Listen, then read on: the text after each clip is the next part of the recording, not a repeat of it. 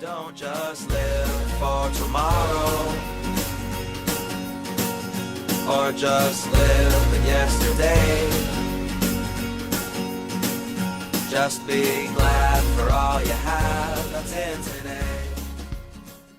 Hey everyone, Connie here, and welcome to my blind reaction to Blood of Zeus Episode 3. Last time, our main hero, whose name I still can't remember, has found out about Zeus being his father. We got to see Hera being Hera, throwing a pissy fit over Zeus being Zeus. Which, I mean, fair enough. She has a right for that, for sure. We met Apollo, another of the gods.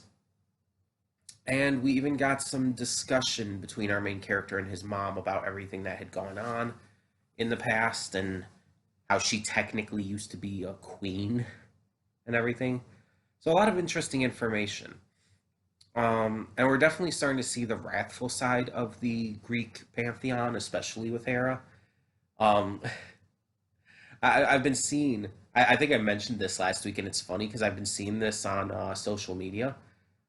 Different people posting, like, all about how, like, oh, in Hercules, it's funny how just nice and caring and loving Zeus and Hera's relationship is. But then you see real Greek mythology, and it's like, oh.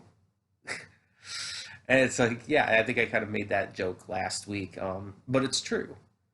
In most of Greek mythology, things are not all happy-go-lucky and nice and happy with the Greek gods, especially with Zeus and Hera, especially because of Zeus. But yeah, it's just funny that I'm seeing that all the time, like on Twitter and Facebook and whatnot. Um, but either way, I'm definitely interested to get into this. I don't think we should waste any more time. I don't really have much else to say anyway. Um, but it's getting later today. I'm recording this a little later just because of other stuff I was recording today and various other reasons. So, just going to get into this and hope for the best. Hope that it's really good and enjoyable and that we continue to like this series. This is 8 episodes long, I think. 8 or 9 episodes. Uh, so we're already getting towards the halfway point. So there's not too much else I think we're going to really need to establish. We're going to definitely get more information, and of course more characters being introduced, but I don't think it's going to need to like establish anything. I think we've got our main point of the series down. Like we have to take out these demons. Like they're the big enemy for sure. Um, and we possibly have a friend in this warrior, this general. So hopefully she'll help out on this journey. We'll see. Um, but yeah, so when the screen fades to black, pause this redirect and go to the description below.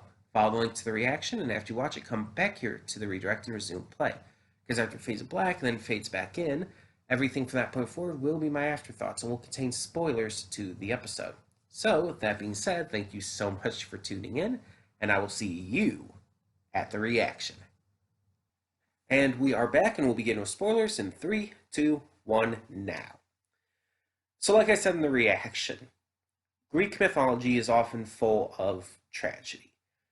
Um, it's it oftentimes does not end well for a good number of characters. You look at all these different characters throughout Greek mythology, such as Achilles, and it doesn't end well. So, seeing Heron's mother here murdered by the leader of the demons, I don't. He said his name. I don't remember it.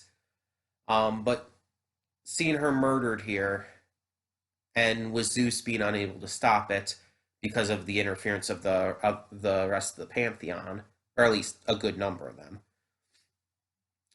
It's not a surprise. It's sad, and I feel for Heron, and yeah, it was definitely upsetting to watch. But it's not surprising. I figured it was going to happen. Hell, I practically was 100% certain, almost, that she was going to die. And I figured she was going to die sooner rather than later. Like it's just that's just how Greek mythology goes. um, so I'm not really surprised by that, and because I was prepared for it, I'm not really like upset by it either. Um, Now this episode was basically the fall, and I feel like we can categorize this series so far in to really two main categories. The first two episodes were the build up, just the introduction of the characters, getting to know the basics of the plot, and just kind of what this series is going to be. It's meant to just get us into it without really going too far, without getting too exciting, without doing too much in terms of the actual plot and meat of what this story is going to be focusing on. This third episode is, as I said, the fall.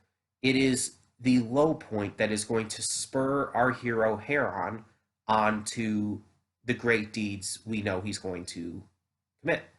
He's going to most likely defeat the demons and stop Hera's plan to, well, at this point, kill him. Um, he's probably at some point going to unlock some level of godlike power just from his demi-human status. He's going to have allies, such as the one woman, the Amazonian general woman. Um, and it's going to be pretty heavy going forward. There's going to be death. There's going to be insane violence and tragedy and stuff going forward. It's going to happen. We're going to see innocent people killed. We're going to see great battles. We're going to see some really wild creatures. I mean, we already saw the equivalent of a Cerberus and a Manticore, and it's like, geez. But I'm very much interested to see more of what happens here, because there's so much build up, so much setup, that it feels like we're really, like I said, starting to get into the meat of this. And with this being like only 8-9 episodes, that makes sense for it to happen about episode 3. So yeah, I'm not surprised by that either. We got to see a few more of the gods here. Not too many of them had speaking roles or like any kind of big role to play, but a couple of them did. Hermes had a speaking role and seemed to be working directly alongside his father Zeus. We saw Poseidon have a speaking role, which makes sense, him being one of Zeus's brothers, alongside Hades, who is in Hades, so we're not going to see him unless they showcase the underworld in this series, which is possible. Same with Persephone. We saw a few others there. I assume one of them was Athena. The purple-haired one I know is Aphrodite. I know that for sure because I looked her up when I was making the channel banner to include this series. So I do know that she is Athena, or Aphrodite rather. I think there were 3 women there though. None of them looked older, so I don't think one of them was Demeter, because Demeter is usually portrayed that way. But I don't know who all of them were there. But it's interesting getting to see at least see something of them here.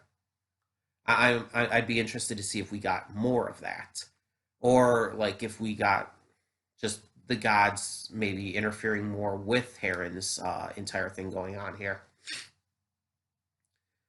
The wild thing about it to me too is that Hera is interfering with this so heavily. Like honestly, it's her fault that Heron's mother is dead, and yet she's like she has all the other gods of the pantheon saying like, "Oh, we have to abide by the rules." Like her life is to the fates now and stuff. And it's like Hera literally interfered in this, causing her death. Hera is literally like It wasn't left up to the fates. That's the thing. She would have survived if Hera didn't do anything. So would the other woman as well. And it's just like, I don't know if the other gods just don't realize this or just don't care. I mean, I get that Zeus kind of sucks. I get that Zeus fucks everything up. I understand. But at the same time, like, I'm just wondering, do they know? Because if they knew, it's like, then they're kind of being hypocrites here, aren't they? I don't know. But we see just a complete and total victory in this takeover by the demons. They've destroyed this town, they've run the people out, killed many of the people, including the, I guess you would call him the leader of the town. He was bisected, so that was fun. There was this woman we saw who was with the mother, and she got killed. The mother got killed. And now Heron himself is being taken by the demons, and they're talking about turning him. So I wonder how he's going to escape that. Or will he? Like, will his demigod blood somehow make him immune to being turned into a demon? What if something like that happens? I'm genuinely curious as to where this is going to go. Um, but I'm very much enjoying this. I really enjoy this series. I think it's really fascinating, really interesting. A good take on Greek myth that really seems to understand the darkness and tragedy of it. It's not holding back. It's not Disney's Hercules. Um, and there's a lot of other characters I would love to see, but I understand they can't show everyone because it would just take up way too much airtime, and they have to actually tell a story here. So, but maybe we'll get more of the characters throughout the rest of the season, and if there's another season, maybe we'll get more in at that point. But tell me in the comments below, what did you think of this episode of Blood of Zeus? And if you've seen the rest, please, no spoilers, but just let me know what you thought of this episode specifically. And thank you so much for tuning in. So for now, I'm Connie, and I'm signing off. See y'all next time.